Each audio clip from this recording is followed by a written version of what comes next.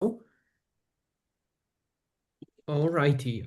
People will start flowing in, so I guess we'll wait a minute or two for everyone to join, Amazing. and then we can kick things off.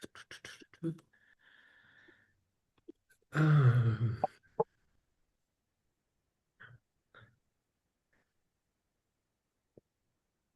all right. This is our second session in like US friendly time because we had requests of like when will you will have any sessions in US friendly times. So finally Here we we do go. have some. So yeah. FYI for anyone joining who's here the first time, the recording of the sessions are already on our YouTube and on the Bootcamp page and everywhere else. Recording for today's session, I'm to have it uploaded by the end of the day as well. So yep, it's gonna be available. Alrighty, let's not prolong this and kick things off a little bit. So I will start with a brief intro. Let me share my screen. All right. I assume this works. I hope. Yeah. So hello everyone. I am MJ. I'm the co-founder of ZenABM, and I'm here with Patrick Spychalski, founder of the Kiln agency. Actually, I think you guys were acquired recently, so I'm not sure this is still the right name. It is still the right name. Despite us being acquired, we kept the same. Fair enough, and congrats on that.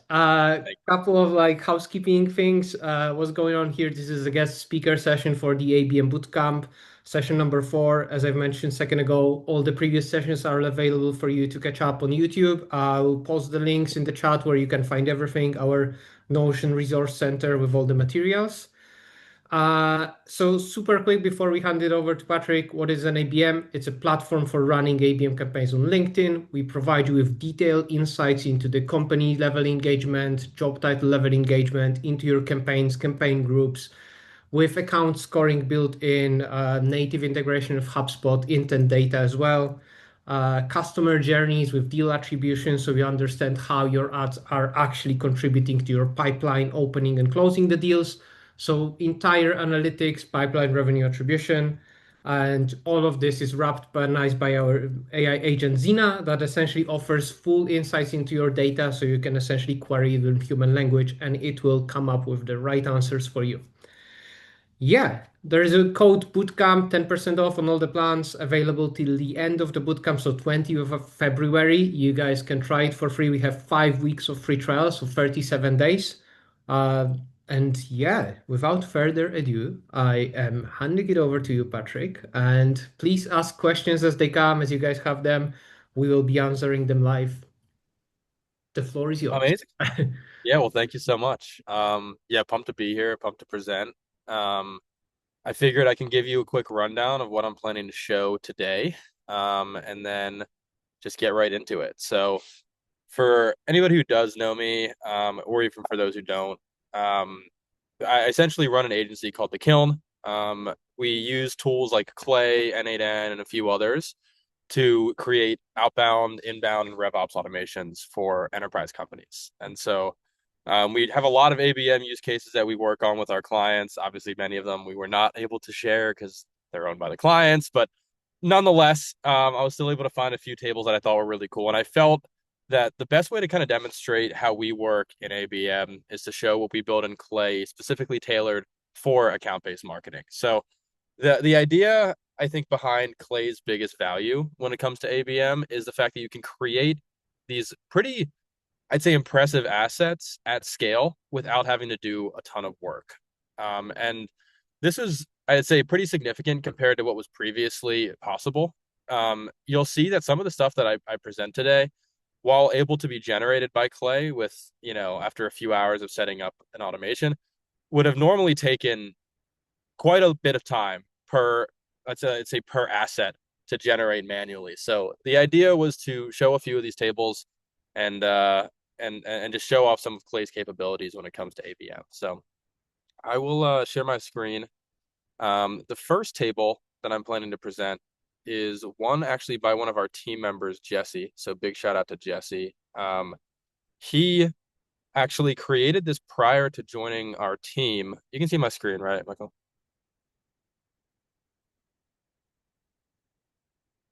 Sorry, you're muted. but you can see my screen, right?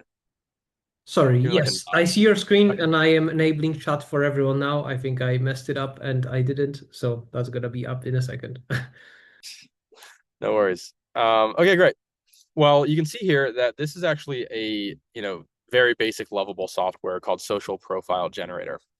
And the idea here that Jesse wanted to solve for was he wanted to create a clay table where on the back end you could auto generate example social profiles to then show off to prospects. And the idea here is like hypothetically, if you're a social media marketing agency and you're trying to pitch to a more, let's say, like archaic or old school company who maybe isn't as big on socials and show them the value of socials, there are kind of two ways you can go about it. The first one, which I would say is not as effective, is just sending a cold email saying, "Hey, we can do social media for you. Are you interested?" And the second option would be saying, here, which I of course think is better, is saying here is a completely fully generated example social media profile for you. You can click on the post, you can see what it would look like, and we can set this up for you. So, um, again, he did this before he joined our team. He got hired partially as a result of building this because I thought it was super impressive and I figured it'd be worth showing. So again, we have this lovable piece of software here. And then here is the back end for the clay table. So once you submit a social profile, like a LinkedIn profile here, it gets sent through this webhook right here. And you can see that the first person that he decided to enrich was me. And Clay, for those who haven't used it very much, it's essentially a combination between an enrichment tool, like a really powerful enrichment tool, and an automation tool like a Zapier or an N8N or something like that. I'd say it's like those two things combined. It's a really good go-to-market automation tool. So what he did first was he used one of Clay's several enrichments, just using my LinkedIn profile, to find information on me via LinkedIn. So you can see the enriched person just gets all of my LinkedIn information and puts it into a JSON right here. And we can actually output any of these different fields as columns, which is pretty nifty. We did the same thing with the company. So once we were able to get myself enriched on LinkedIn, we can also enrich the companies. You can see all the information about the Kiln right here. And so there's a few different things that we cared about. One of the first ones is the final logo, so the logo of our company. He was able to output that from this enrichment here. And then we can actually figure out what the core company color is. In this case, we just have a black logo, so it's just a hex for black. And then this is where it gets pretty interesting. So first, we can generate, based on all the company info we found from this enrichment, a bunch of different ad specs. So you can actually see we have a bunch of different ad information. This is by the way, a heavily prompted Anthropic integration here. And we're telling Anthropic, here's a bunch of information on my prospect's company. Generate some ad specs for me. And you can see it does a pretty good job of that. It creates some awesome descriptions, target audiences, etc. So that's already great. We're getting some ad copy generated as an example for these prospects, but we wanted to take that a step further. So next, what we decided to do was actually generate ad images to match these ad specs. So this is not something that we could do in Clay alone. So we actually sent it over to an N8N workflow. Here's a workflow. I'm not going to go too deep into this one. In short, it generates ad images using Google Gemini, their Nano Banana model, based on the ad information that we generated in Clay. So it gets those ads, it merges them, it uses code to sequence them, and it sends it back into Clay. So we have the ad images, we have a LinkedIn username we generated really quickly, a social bio, all this stuff is pretty basic, just prompting OpenAI integrations. And then we finally have that link that was generated by N8N here. And you can see that the final product is an interactive social media profile, auto-generated for every one of our prospects. And what's interesting about this is it's like you can literally interact with it. I think it's pretty exciting just for that core reason. And I think showing this to a prospect relative to just saying, hey, we can do social media for you is a lot better. And it's like, custom branded visuals here. I don't know. I thought that was pretty cool. Here's another one. This is one for N8N. Again, uses their branding, uses their colors, uses their logo. I think a pretty good way to show off your value prop. And of course, I'm sure these aren't the best posts we could have generated. A real social media marketing agency maybe would have made something better, but still pretty interesting. So that was the first one. And of course, if you have any questions about it, feel free to let me know. But again, I think the main kind of point we wanted to make here is that you can show your customers what you do, not just tell them. And I think that's kind of the power of building these like ABM based workflows in Clay. I'll check this out real quick just to make sure there's no questions. Okay, great. Cool. So I will move on to the second one now. Of course, if you have any questions, feel free to let me know. Um, this next one is one we've actually built internally. I There presented this is one or one two times. question. Sorry, I'm going to stop you because it's relevant to what you just showed. The question is, I think you mentioned you generate images from Nano, Banana, and N8N. Is this for the ads or just pulling the creative brief from the sheet? It's just for the ads. So all of the creative, like let's say the ad creative ad copy is generated in Clay. All we're really doing in N8M is building out this social profile here, and it's actually all being sent to Lovable. So Lovable is making a lot of this. We're just generating the images, and then we're sending it back to Lovable, and then Lovable outputs a social media profile here. And this is not rocket science by any means in Lovable. Like we literally we just told it like create a software that generates example social media profiles based on these inputs, and it just did it. Like it created a pretty good. Oh, I forgot to mention it also has LinkedIn profile generated as well. And we didn't even have to give it really much spec on what a LinkedIn or Instagram profile looks like. It just kind of knew. Like, so like while the data collection was a little bit difficult and like this N8N workflow looks complicated, I promise it's not as complicated as it looks. Really like the Lovable does a lot of the carrying here. And we just prompted it. I mean, the person who built this, nor do I know how to code. Like we don't know how to code. So like it really wasn't anything too crazy. There is an extra question. Can you show the ad copy you are creating in Clay? Is there some specific like prompt or logic there? Maybe the other question would be, is this shareable or this is only for your internal use? Maybe let's. Yeah, I asked my team member for the template. I can send it in the chat when we have a free second. He has an entire doc outlining how to use the template, also the N8N workflow and how to replicate it. So more than happy to include that here. We're not just using it internally. We'd love to share it. Yep, we'll Um, just put in the resources for the bootcamp so you guys can right. reproduce and test it. All righty. Sounds good. Cool, cool, cool. But yeah, oh, and to show you how the social information.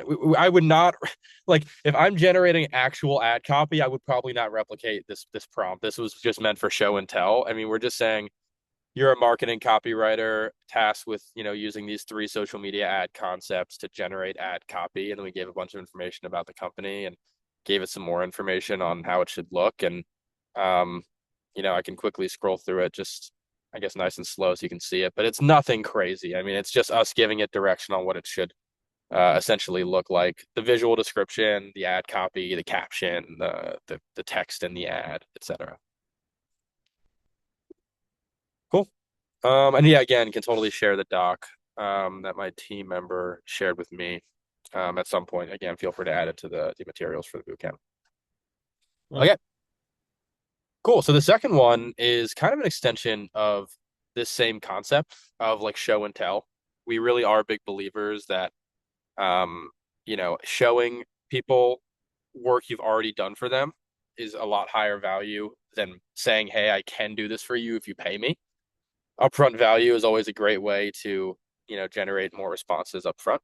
So, this one's a little different, but the idea here is we wanted to generate a spec for a clay table. So again, as I mentioned, we do a lot of clay builds for customers, and this is for our company. And so the idea is like there's kind of two things we do during a sales process that take a lot of time.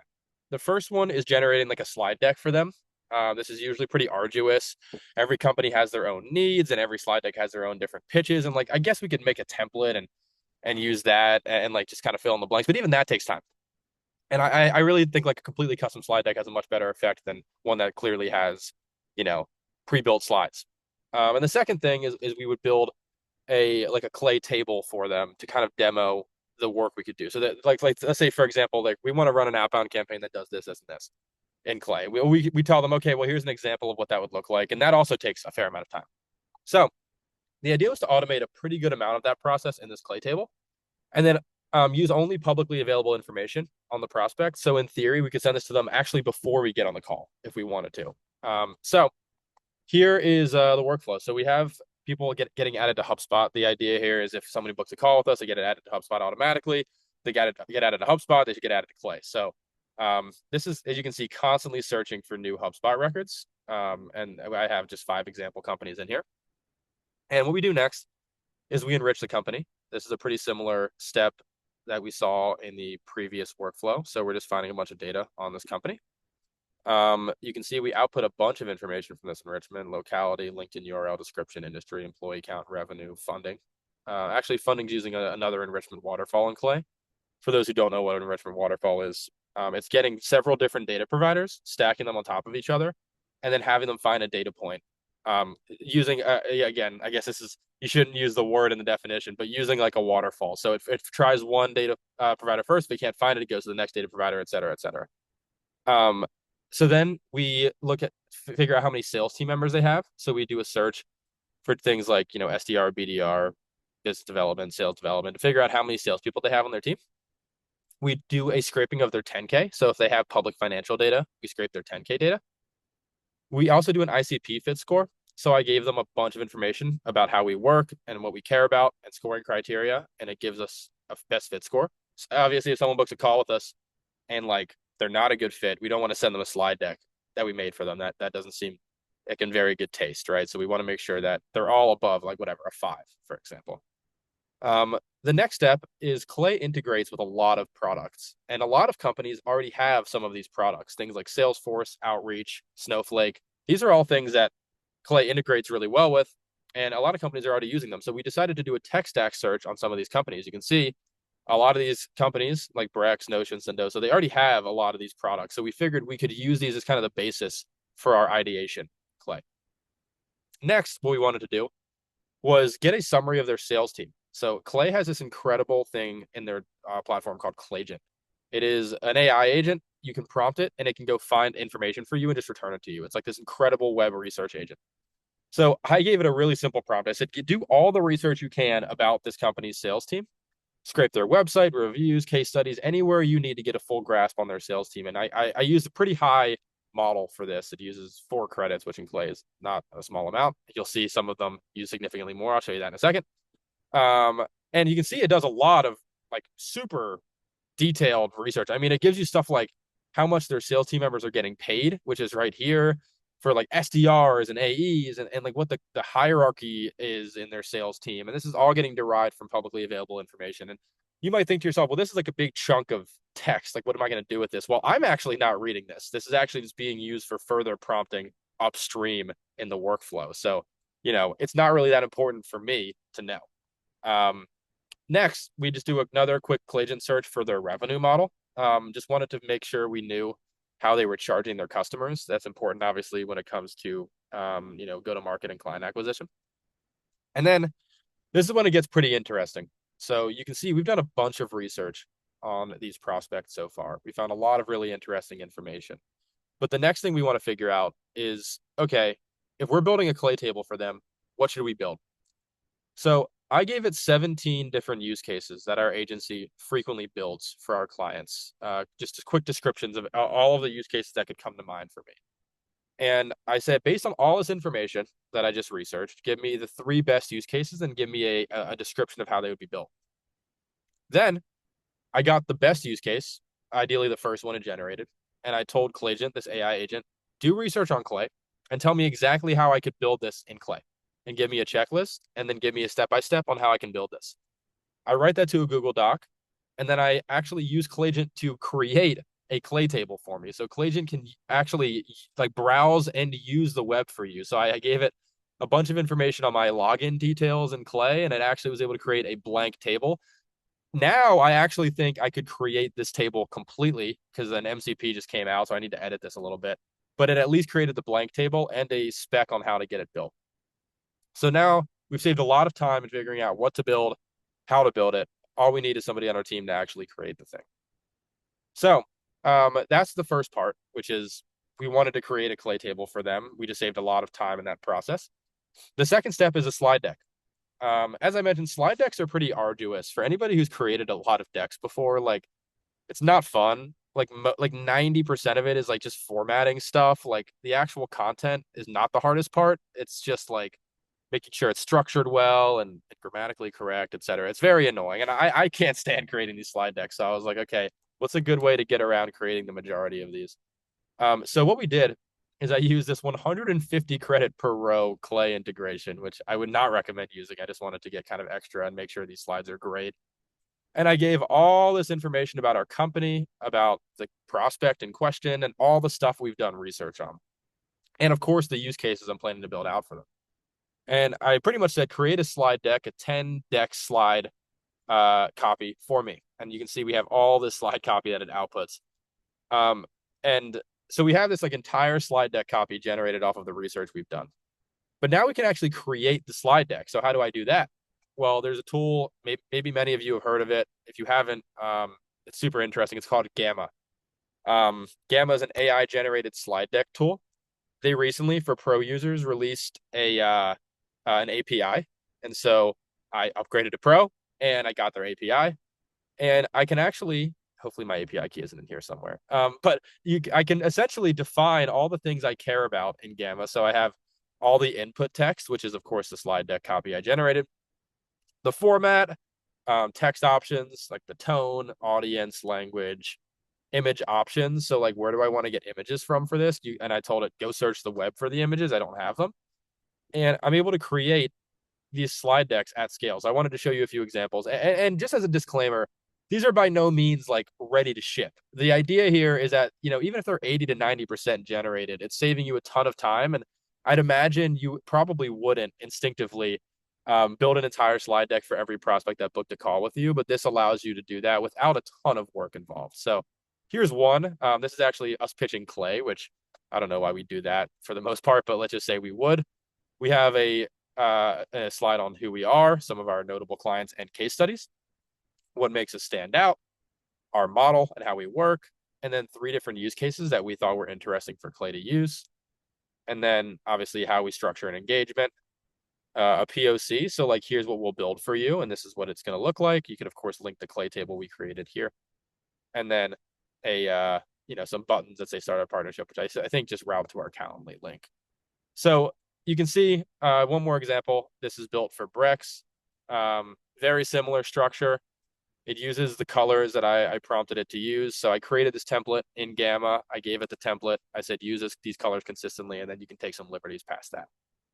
And yeah, so that's pretty much the workflow. But the idea, again, is that we can create these assets and do more of a show and tell than just a sales call when it comes to working with our clients. Okay, And of course, you have there's any questions now. well, one question, one comment. Some people are rethinking their life and saying this is magic. Obviously, it is. But the question is actually quite a good one. How much are you paying for the premium Gamma sub, and how many slide deck? Like, what's the ROI essentially on this? Given you pay 150 Clay credits for the mega Gosh, good prompt, question. because I Let's. saw you use I O1 Pro, literally have so no idea. We're obviously gonna that's check right now live. Yeah, it's like $18 a month. okay. Um, yeah, it's not a lot of money. I mean, considering how much you're getting out of it. So this is $18 a month. And then again, I really don't think you need a 150 credit integration. And by the way, you can just connect your own API key to this and Mhm. then save a ton of money and not spend any Clay credits. So I think realistically, you could probably get it for like whatever, 5-10 cents per generation if you really wanted to be cost efficient about this and still get a good output. Because you have to imagine, like, let's say an average ChatGPT OpenAI API call is like fractions of a cent, right? So like maybe 5 cents would be like a crazy call where it takes a lot of compute to calculate. So Mhm. yeah, shouldn't be super expensive, honestly. I think like this should be a table that most people, especially at a larger org, could afford to build. And another question that's gonna be from me, because obviously you guys are super like power users of Clay. How long did it take you to come up with this, and essentially from the idea to this is our first deck generated and this is our first, ready to ship or ready to work on thing coming out of it? Yeah, so again, worth noting, I've been using Clay for a very long time. We are an agency whose entire life kind of revolves around building this stuff. But it probably took me from idea to having it done like 2 hours. Okay. So not relevant for anyone from the audience. No, but like, um, I will say like for somebody who's just getting started, I would expect this to maybe take like, I mean, if we're saying it's if you're working on this like most of the day, maybe like a couple like a day or two, like a couple days. The hardest part, I mean, if you want like an outline of what parts are difficult, which versus which parts aren't, um, Mhm. the HubSpot thing, not hard at all. You can figure that out in a couple minutes. Same with enriching the company. Where it gets kind of tough is like ICP scoring. There's a lot of nuance here, especially the clients we work with on the enterprise scale. They have a lot of things that they did take into account with their ICP scoring. So this is more of a strategic problem, but like it's actually not hard to prompt Collagen. Like we just gave all the information here and it did it itself. And then the this was really tough to get Claygen to create a clay table. I wouldn't even recommend trying this. It took so much prompting work, and it all it did was create a blank table. Um, Everything past that though, it's just a lot of prompting and like Like I it didn't take like a ton of technical work actually. It's just adding a bunch of columns, doing research, and then having that kind of sequence into a slide deck. One other question is, do you also create landing pages? Or maybe is it like viable strategy to like query Lovable or create landing pages as well via this? Yeah, totally. There's a few ways to do it. There's a tool called Tofu that's quite good for this, for AI generated landing pages. There's also a tool, well, they're in Clay has a Webflow integration. So if you use Webflow for your website, you can actually, let's see here, you can actually create like collection items. Of course, collection item can be a web page. And so you can have like these web pages generated in Webflow. And I'd say with like most website development tools, um, let's say you're using like, I don't know, Wix or something, most of them have an API where you can do stuff like this. It just may be a little harder if there's not a native integration with Clay. Okay. How much do you rely on Sculptor versus ChatGPT for creating or refining prompts? I don't think Sculptor is completely there yet, honestly. I don't really use it much for prompt creation. I actually, well, I guess Sculptor is like this tool right here where you can like have it work on Clay for you, right? What Mhm. I will use and actually works really well is Clay's meta prompter, which is this generate button on the Claygen prompt section. This we use a lot. It's actually great. Um, it knows really well how to prompt an AI agent or model to output what you want. But we won't use Sculptor for that. I haven't had a great experience with Sculptor to date. Okay, no more questions for now, but keep them coming, guys. Cool. Yeah, I mean, those were the two things I had to show. So, any questions past this, let me know. But, that's all I really had. Yeah, sure. So when you I guess when you I think I asked it, but like your estimate would be like generating one of these, given all these API calls, is like in cent counted in cents, not dollars then. For the most part, yeah. I mean, like again, the Gamma subscription's like what, $18 a month or something, and it's probably a few cents to generate the copy, and it doesn't cost any additional money to my knowledge to use their API in Gamma. So yeah, like the more you create, the less it will cost per because your Gamma subscription will just go down for per unit. If you created 100, it'd be like, yeah, a few cents per. Okay, fair enough. Is this table also shareable, templatable? I know you guys use it there internally, so we're not Yeah, gonna this bloody one to I say think no.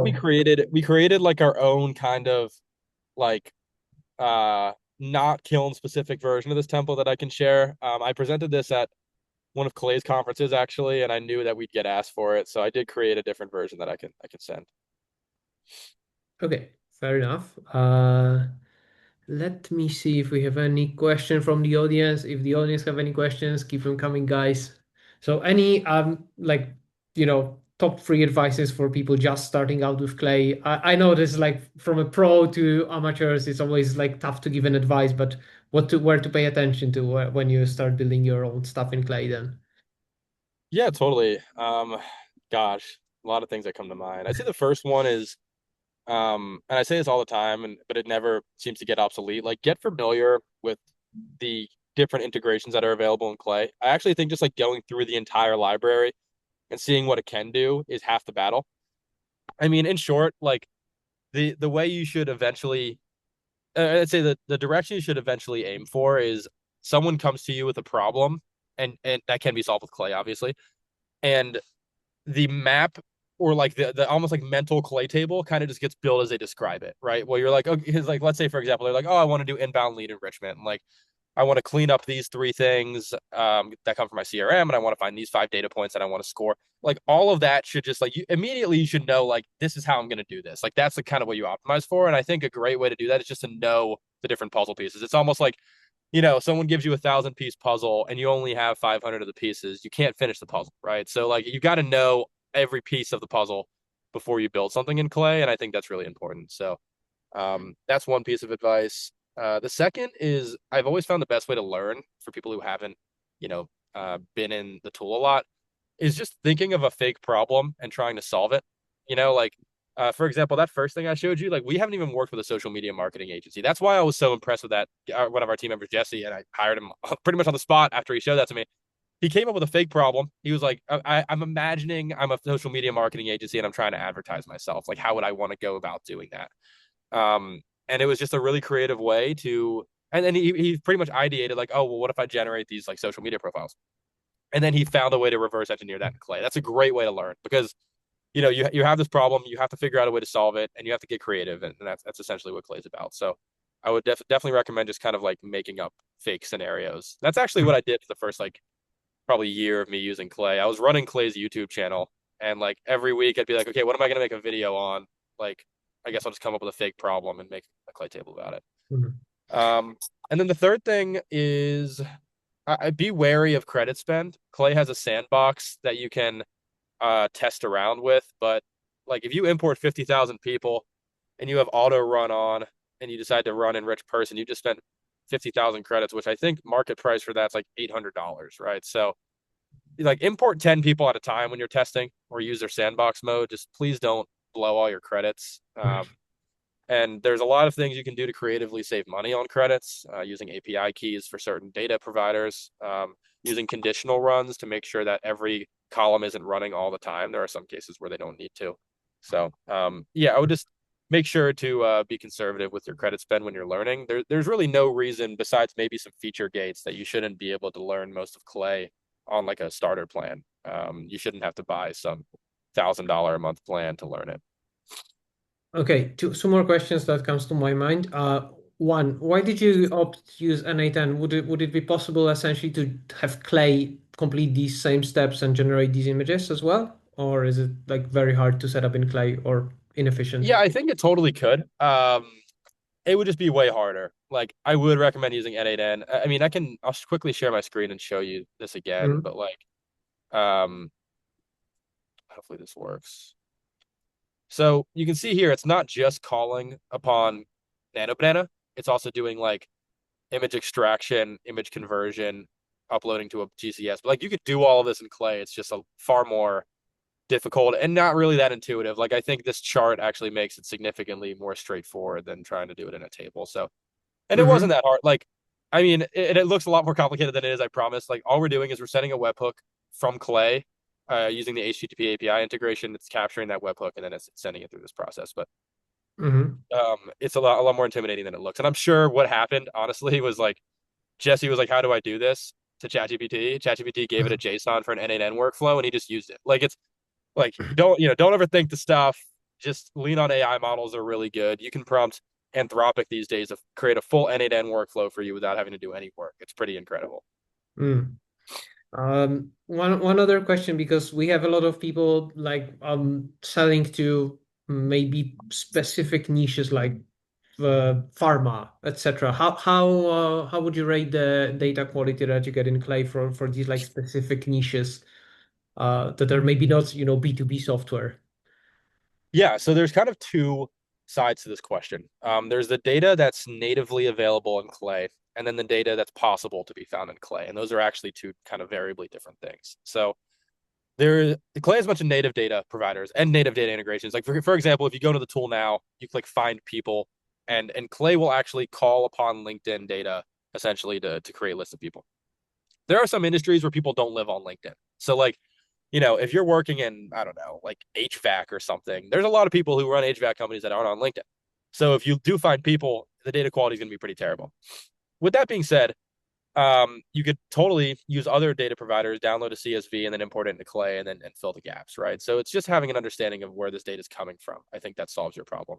The same Mm-hmm. can be said for once you import, people or companies into a table.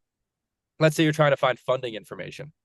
It's going to be pretty hard to find funding information for like a local, I don't know, like landscaping company. Like you're even if they have gotten some sort of seed funding, it's probably not online via a press release or something. So then it's a question of thinking, okay, like is there anywhere else I can find this information? And the best way to think about Clay's like realm of possibility is um, it can find pretty much any publicly available piece of information about a company or a person. If it's online somewhere, Clay can find it. And if you have that available somewhere, maybe in your CRM, you can even use data that doesn't exist online if it's in your CRM or some other first party source. So I would just say never be super unrealistic with what could be found. Like I'm not going to be able to find like Michael's social security number, using Clay, thankfully, right? So like it's just worth being realistic. But I think there's quite a bit that can be found. Just be very cognizant of where the data is coming from because, you know, for a fact there's not 20 HVAC people in your state or your country, but like, maybe Clay only finds 20. So just be kind of don't just blindly listen to the data. Mm-hmm. And I gotta get back to the last presentation, like the last table you showed. Like, would it be possible to essentially automate the process completely that you ship the slides straight away? I know for enterprise customer, you gotta like have the human touch point, etc., to like clean them up a bit. But shipping them as in sending the emails automatically from Clay using some sort Oh of yeah, integration. absolutely. Yeah, you totally could. Yeah, I mean, I was just saying that to say like, you know, I would make some edits probably, especially if you care Yeah. about your demos. But yeah, like in theory, you could totally just automatically send like a smart lead email after that, linking the slide deck, and you'd be set. You'd be in business. So you definitely can automate the process for sure. Awesome. Okay, I don't think that we have any more questions. So we're gonna ask you to share the templates if that's gonna be possible. I'll upload the recording of the session to YouTube for everyone who missed it or joined late. And yeah, thank you, Patrick, for showing some dark magic to all of us noobs. I hope it inspired a bunch of people. And yeah, let's stay in touch. We'll try to get you on our Slack. Maybe people will have some questions later, or if not, we'll just forward them to you and put them in touch with you. Any specific place people should look for you to get in touch with you? Yeah, well, first of all, sounds great. Everybody appreciate everybody, hopping on and feel free to just reach out on LinkedIn. That's probably where I've been the most active historically and reach out with any questions, of course, if you have them. And yeah, appreciate you having me. Awesome. Sounds good. Have a good one. Cheers. Thank Have a you, good one. everyone. Bye See ya. bye.